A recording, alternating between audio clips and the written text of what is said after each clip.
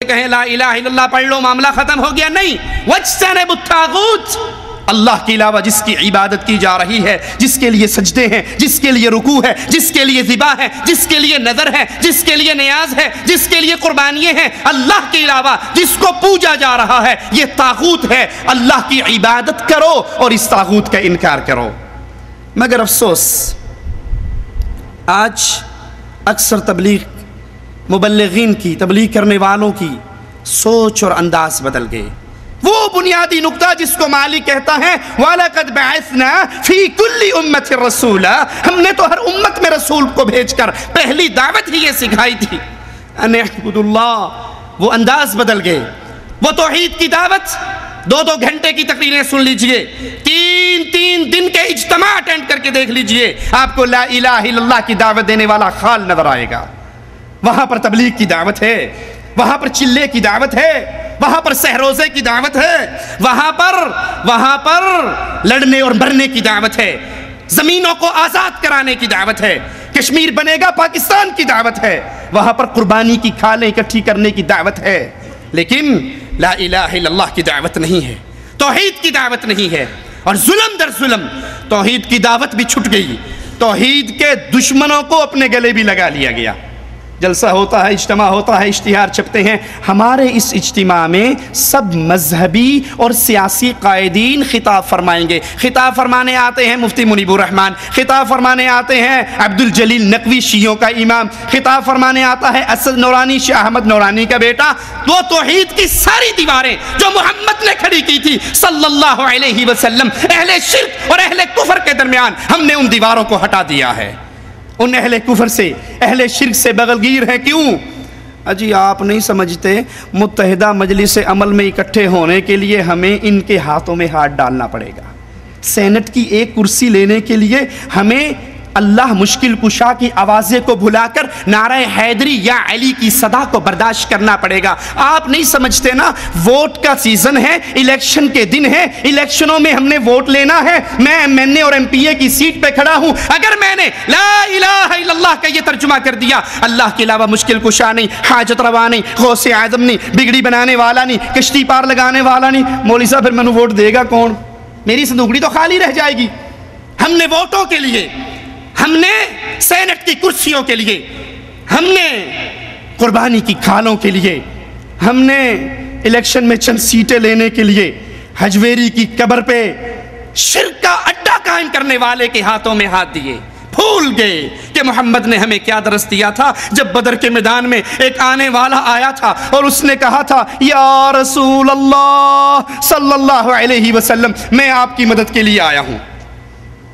اللہ کے نبی صلی اللہ علیہ وسلم نے پوچھا لا الہ الا اللہ کے اقرار کرتے ہو؟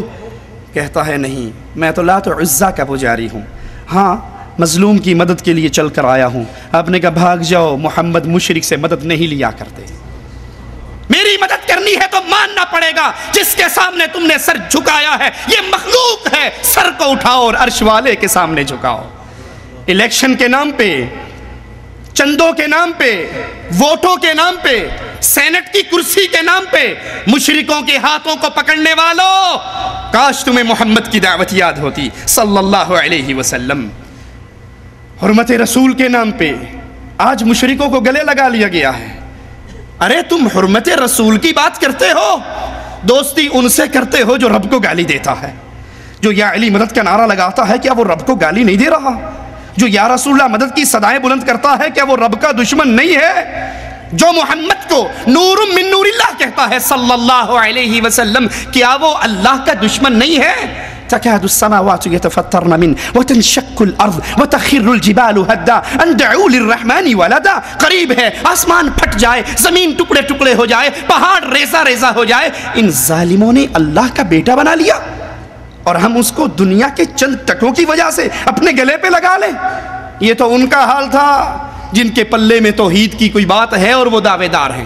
آئیے ذرا ان مبلغین کو دیکھتے ہیں جنہوں نے توحید کا لمبا سارا چولا پہنا ہے لیکن اس کے نیچے چلے کے نام پہ، سیروزے کے نام پہ اللہ کی توحید کی بجائے بزرگوں کی کہانیاں، بزرگوں کے قصے، حضرات کے قصے بیان کیے جاتے ہیں۔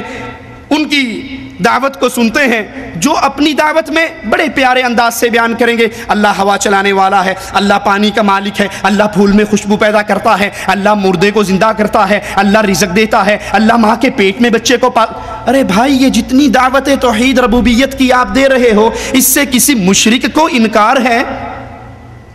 مولانا طارق جمیل صاحب کی کیسٹیں آپ نے سنی ہوں گی، ان کی دعوت سن کے کئی بھولے کہتے ہیں جی آپ نہیں سمجھتے مولانا، توحید کی بڑی بات ہے ان کی کیسٹوں میں۔ ارے کون سی توحید جو ابو جہل کو منظور تھی؟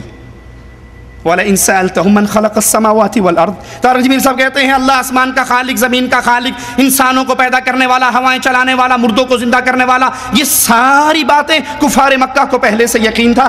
قرآن کہتا ہے اگر آپ ان سے سوال کرو من خلق السماوات والارض، زمین و آسمان کا خالق کون؟ یہ کہیں گے اللہ۔ بارش کون برساتا ہے؟ یہ کہیں گے اللہ۔ رزق کون اتارتا ہے؟ کہیں گے اللہ۔ مختار کل کون ہے؟ کہیں گے اللہ۔ یہ توحید ربوبیت جس کو آج پیش کیا جا رہا ہے، اس کو تو کفار مکہ نے تسلیم کر لیا تھا۔ کفار مکہ سے جو لڑائی ہوئی تھی محمد الرسول اللہ صلی اللہ علیہ وسلم کی، وہ توحید ربوبیت پہ نہ تھی، وہ توحید عبادت پر تھی۔ اے پتھروں کے سامنے سجدہ کرنے والو، سجدے کا حق صرف اللہ کا ہے۔ اے کفار، تم اللہ کے لیے روزے رکھ رہے ہو، حج کر رہے ہو، زکوٰۃ دے رہے ہو، صدقہ دے رہے ہو، مدد کر رہے ہو، حاجیوں کو ستو پلا رہے ہو، تم یہ سارا کام اللہ کے لیے بھی کر رہے ہو اور کسی اور کے لیے بھی کر رہے ہو۔ یہ لا الہ الا اللہ کا واضح ایسا ہے جو عبادت قرار پائے گا وہ اللہ کے علاوہ کسی اور کے لیے نہیں ہو سکتی۔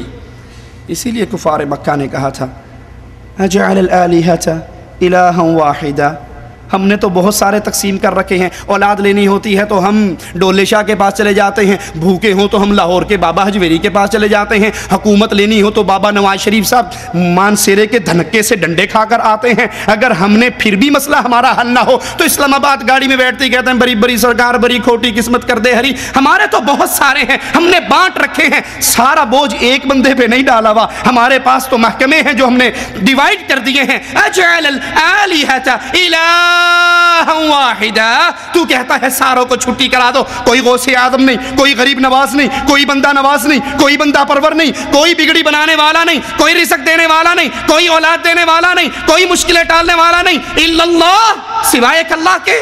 یہ وہ